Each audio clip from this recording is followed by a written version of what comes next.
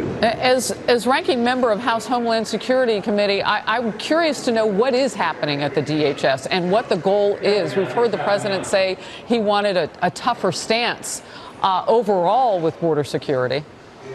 Well, first and foremost, he's going forward with getting the fencing built. You know, I went down with him last Friday. We were able to see the fence, demonstrate to the American public how different this is from what we've used in the past, how successful it is, and to highlight the problem.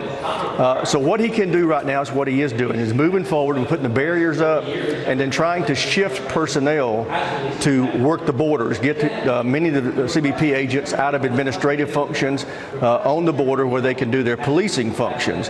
One of the things that people don't understand about the military going to the border is that's the role they provide. They backfill in those administrative roles. We have got to do more than just that. We are talking about now starting to hire people who are not necessarily Border Patrol agents, not highly trained, to do some of the intake processing of detainees on the computer so we can get those agents out from behind those computers and out on the border. So that's the kind of things we can do right now. Right, to reallocate, if you will, the resources behind the scenes. Ranking Member Rogers, are you concerned at all about the departure of some of those atop of DHS? First of all, I want to hear from Homeland Security Chair Benny Thompson, a Democrat from Mississippi, who says the president is trying to find, in his words, a puppet to run the DHS. Watch it. He's trying to find a puppet to run the Department of Homeland Security. We have to have professionals. We are a nation of laws.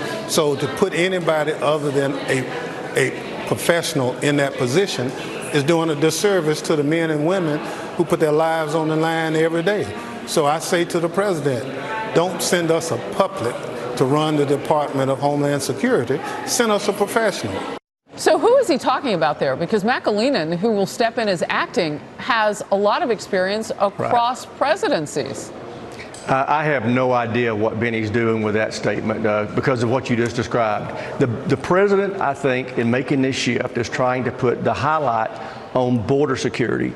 To bring in the head of the Customs and Border Protection seems to be the perfect person to bring in to highlight that that's the top priority within the department for the foreseeable future. So I don't know what that rhetoric's about. It seems like everything is a political slap at the president these days, no matter what he does.